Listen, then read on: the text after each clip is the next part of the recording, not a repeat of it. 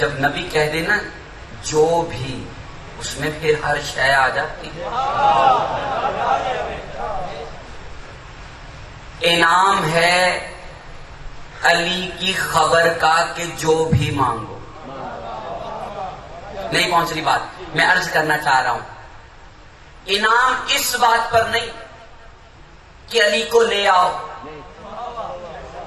انعام اس بات پر نہیں کہ علی کو وہاں چھوڑ آؤ، انعام اس بات پر نہیں کہ علی کون ہے، انعام اس بات پر ہے کہ میں جانتا ہوں کہ علی آ رہے، بس اتنا بتا دو کہ آ رہے ہیں۔ جو بات نبی جانتے ہیں اسی پر کہہ رہے ہیں کہ بتا دو تو جو مانگو گے دوں گا۔ اب پہلے اندازہ لگاؤ نبی دے کیا کیا سکتے ہیں، نبی دے کیا کیا سکتے ہیں، پھر اندازہ لگانا کہ علی کے آنے کی خبر کا فائدہ کتنا ہے۔ سمجھ میں آ رہی بات؟ کیا نبی دے کیا سکتے ہیں؟ اللہ نے قرآن میں کہا ہم کچھ نہ بناتے اگر نبی تم نہ ہوتے۔ کچھ بھی بنا ہے محمد کے واسطے، جو محمد کا ہے نبی وہ دے سکتے ہیں۔ اس میں پھر نبوت بھی ہو سکتی ہے، خلافت بھی ہو سکتی ہے، امامت بھی ہو سکتی ہے، ملائکہ کی سرداری بھی ہو سکتی ہے، عرش کا پایا بھی ہو سکتا ہے۔ سمجھ میں آ رہی بات؟ یعنی علی کے نبی کہہ رہے جو بھی مانگو گے دوں گا، اور نبی جانتے ہیں خبر ہر کوئی نہیں دے سکتا، یہ فقیر ہی دے سکتا ہے۔ فقیر آیا سلمان، واقعہ آپ سن چکے، سلمان نے کہا میں خبر دوں گا۔ بھاگتا ہوا آیا ایک بوڑھا شخص سلمان کہ میں جلدی سے جا کر نبی کو بتا دوں علی آ رہے ہیں۔ علی نے وہیں سے روک دیا، رکو، کہاں جا رہے ہو؟ سب سے پہلے خبر دینے۔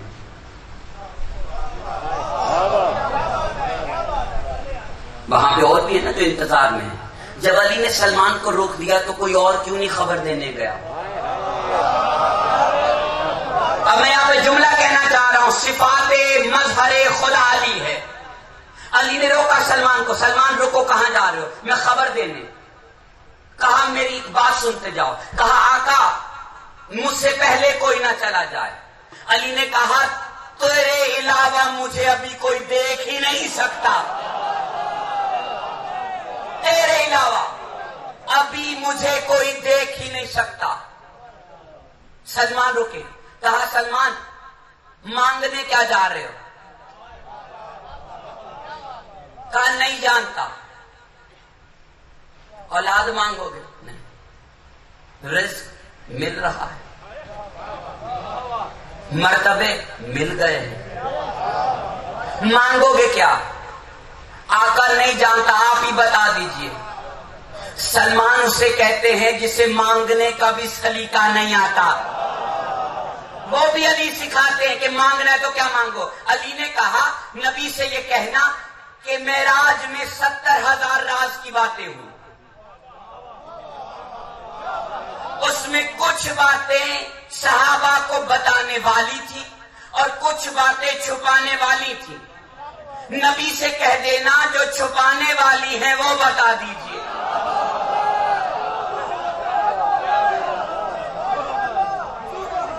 اب میں یہاں پر میں پہلے عرض کرنا چاہ رہا ہوں، سلمان صحابی نہیں ہے۔ اعتراض ہو سکتا ہے نہیں نبی کا صحابی ہے، نہیں صحابی نہیں ہے۔ اگر صحابی ہوتا تو راز بتانا ہوتے۔ آئے نبی کی خدمت میں، آ کر نبی نے پوچھا مانگو کیا مانگتے ہو؟ کہا معراج کی شب، ابھی اتنی لفظ کہے تھے کہ نبی نے علی کی طرف دیکھا کہ سلمان جو معراج کی بات کر رہا ہے یہ سلمان نہیں علی کر رہے۔ یا رسول اللہ جو معراج پہ باتیں ہوئی 70,000 راز کی باتیں، اس میں سے کچھ صحابہ کو یعنی امت کو بتا دیا، کچھ چھپا لیا، نہیں بتانا۔ حد ادب ہو کر کہہ رہا ہوں بتا دیجیے۔ نبی نے کہا کان ادھر کرو، میرے قریب کرو. کان قریب کیا. اس سے پہلے راز کی باتیں کہنے سے پہلے تمام امت کی طرف رخ کر کے نبی نے کہا سلمان اہل بیتی ہے. سب سمجھ میں آ رہی بات یا نہیں؟ سلمان اہل بیتی ہے. راز کی بات بتانے سے پہلے نبی نے سلمان کو اہل بیت میں شامل کیا. اب پتا چلا کچھ باتیں اہل بیت کو پتا ہوتی ہیں، سب کو پتا نہیں ہوتی. اور مجھے کہنے کی اجازت دو، اہل بیت اسے کہتے ہیں جسے سارے معراج کے راز پتا ہوں. صحابہ اسے کہتے ہیں جسے کچھ راز کی باتیں پتا ہوں. سمجھ میں آ رہی؟ اعتراض نہیں ہونا چاہیے، صرف ایک بات عرض کرنا چاہ رہا ہوں. جسے کچھ پتا ہو اسے رضی اللہ کہتے ہیں، جسے سب پتا ہو اسے علیہ السلام کہتے ہیں. سمجھ میں آ رہی بات؟ سمجھ میں آ رہی ہے بات؟ پہنچ رہی ہے نا بات؟ یہ مظہر صفات خدا ہے علی. اب میں یہاں پہ عرض کرنا چاہ رہا ہوں، معراج پہ تو مصطفیٰ گئے، علی کیوں کہہ رہے ہیں کہ راز کی بات پوچھ لو؟ وہ مظہر خدا نہ ہوتا تو نہ کہتا. وہ مظہر خدا ہو کر کہہ رہا ہے، ہم وہاں تھے تو کہہ رہے ہیں، ہم وہاں پہ موجود تھے تو کہہ رہے ہیں کہ وہاں راز کی باتیں ہوئی. اب میں صرف ایک سوال پوچھنا چاہ رہا ہوں. سلمان کے کان میں بتا دی وہ راز کی باتیں، سلمان نے سن لی. اس کے بعد کچھ عرصے کے بعد نبی ہی کہہ رہے ہیں جو سلمان جانتا ہے ابو ذر کو پتا چل جائے، ابو ذر سلمان کو مار دے. میں ایک سوال پوچھنا چاہ رہا ہوں، سلمان کیا جانتا ہے؟ سلمان یہ جانتا ہے کہ علی امام ہے، یہ تو ابو ذر بھی جانتا ہے. کیا سلمان یہ جانتا ہے کہ وہ مظہر خدا ہے؟ یہ تو ابو ذر بھی جانتا ہے. اب پتہ یہ چلا سلمان صرف معراج کے راز جانتا ہے جو ابو ذر نہیں جانتا. ابو ذر کو وہ راز پتا چل جائے، ابو ذر سلمان کو مار دے. نہ جانے کیسے راز ہے معراج کے جو نبی کے صحابی کو پتا چل جائے تو دوسرے صحابی کو مار دے. سمجھ میں آ رہی؟ اب کسی نے سلمان سے پوچھا سلمان وہ راز کی باتیں کیا ہیں؟ سلمان نے کہا یہ سب کے لیے نہیں ہے. کہا اشارہ تو کر سکتے ہو، کہا اشارہ کرنے کی اجازت ہے. سلمان سے پوچھا وہ راز کی باتیں کیا تھی؟ سلمان نے کہا وہ 70,000 راز کی باتیں، ان میں سے جو چھپائی تھی وہ سب آل محمد کے فضائل تھے. ابو ذر فضائل آل محمد کا منکر نہیں، آل محمد کو ماننے والا ہے ابو ذر. لیکن رسول کہہ رہے ہیں کہ جو فضائل آل محمد کے سلمان جانتا ہے، اگر ابو ذر کو پتا چل جائے کہ سلمان کیا جانتا ہے آل محمد کے بارے میں تو مار دے، مار دے. اب میں ایک جملہ کہنا چاہ رہا ہوں، اگر تم علی کو، لوگ کہتے نا حد میں مانو علی کو، تم بتاؤ ہم مان لیتے. علی حدود سے پہلے سمجھ آئے؟ تم حد بتا دو. اب سے میں چونکہ میں وقت میں گنجائش نہیں، میں صرف ایک جملہ کہہ کے میں صاحب کی طرف آنا چاہ رہا ہوں. حد،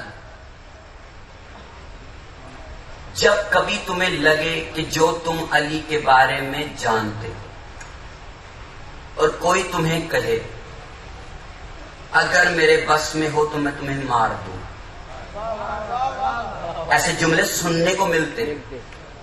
جب علی کی محبت میں کوئی کہہ دے کہ میرے بس میں ہو تو میں تمہیں مار دوں، تو جان لینا معراج کے کچھ راز پتا چل رہے ہیں، معراج کے کچھ راز پتا چل رہے ہیں، تبھی تو دنیا کہہ رہی ہے میرے بس میں ہو تو مار دوں۔ یہ قتل کے فتوے جب لگے سمجھ آنا سلمان کے پیچھے چل رہے ہو، اور علی کے پیچھے چلنا نہ میرے بس کی بات ہے نہ تیرے بس کی بات ہے۔ بڑے بڑے علماء نہیں چل سکتے علی کے پیچھے، انہیں بھی کسی فقیر کے پیچھے چلنا پڑتا ہے۔ مولانا روم علی کے پیچھے نہیں، علی کے فقیر کے پیچھے چلتے ہیں۔ تو صرف ایک بات عرض کرنا چاہ رہا ہوں، جہاں اوقات ہو اس کے پیچھے چلو۔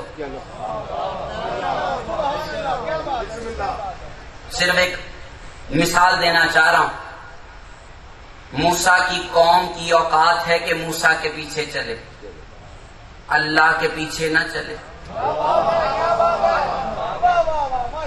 موسیٰ کی قوم کی اوقات یہ ہے، حیثیت یہ ہے کہ وہ موسیٰ کو پہچانے، اللہ کو نہ پہچانے۔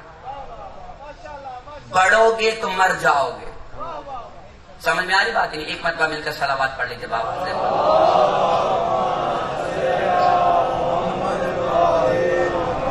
بس میں اپنی گفتگو کو تمام کر رہا ہوں۔ یہاں پہ جتنے بھی عزادار آئے ہم پرسہ دینے کے لیے آئے۔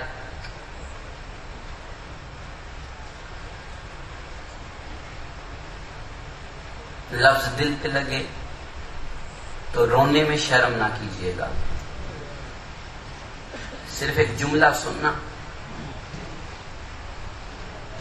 ایک اشارتاً کہنا چاہ رہا ہوں۔ ایک بہن اپنے بھائی کے لاشے کو صرف دیکھ کر گئی، گزر گئی علی کی بیٹی، لاشا حسین کو صرف دیکھتی رہی، اجازت نہیں تھی کہ رک جائے۔ تمہیں تو اجازت ہے رونے کی، تمہیں تو رونے کی اجازت ہے، تمہیں تو پرسہ دینے کی اجازت ہے۔ ایک جملہ سننا، زہرا کی بیٹی کو رونے کی اجازت نہیں۔ ایک جملہ کہوں، کہتے رونے پہ کسی کا اختیار نہیں ہے، یہ تو فطرتاً انسان رو دیتا ہے۔ تو زہرا کی بیٹی خاموش کیوں ہو جاتی ہے جب رونا چاہتی ہے؟ لوگ تو کہہ رہے رونا نہیں ہے۔ ایک جملہ سننا سمجھنے کے لیے کافی ہے۔ جب جناب زینب سلام اللہ علیہ روتی ہیں تو شمر زینب کو نہیں چپ کراتا، وہ سجاد کو تعزیہ مارتا ہے۔ سجاد تڑپتا ہے تو زہرا کی بیٹی خاموش ہو جاتی ہے۔ میرا جملہ سننا، تمہیں رونے کی اجازت ہے، تمہیں تڑپنے کی اجازت ہے، تمہیں سینے پہ ہاتھ مارنے کی اجازت ہے۔ تمہارے تو ہاتھ کھلے نا تو سینے پہ ہاتھ مارنا۔ زہرا کی بیٹی کے ہاتھ پسے پشت بندھے ہوئے تھے۔ ایک جملہ سننا، جب یہ قافلہ چلنے لگا نا، لاش حسین کے قریب سے چلنے لگا، سجاد حیرت کی نگاہ سے دیکھ رہے تھے تمام لاشوں کو۔ میری سیدزادی نے جب دیکھا نا کہ سجاد کہیں غش نہ کھا جائے، اس کے دہان کو پلٹنا پڑے گا۔ اونٹ پر سوار تھی زہرا کی بیٹی، دیکھا سجاد اپنی نگاہوں کو بدل نہیں رہا، نگاہوں کو دہان کو پلٹنے کے لیے زہرا کی بیٹی نے اونٹ سے خود کو گرا دیا۔ تم نے سن لیا، میں نے پڑھ لیا، لیکن محسوس صرف زہرا کی بیٹی نے کیا ہے۔ جب بھی کوئی اونچائی سے گرتا ہے ہاتھوں کے سہاروں سے گرتا ہے۔ جب زہرا کی بیٹی اونٹ سے گری ہے ہاتھوں کے سہاروں سے نہیں، اسی طرح سے گری ہے جیسے عباس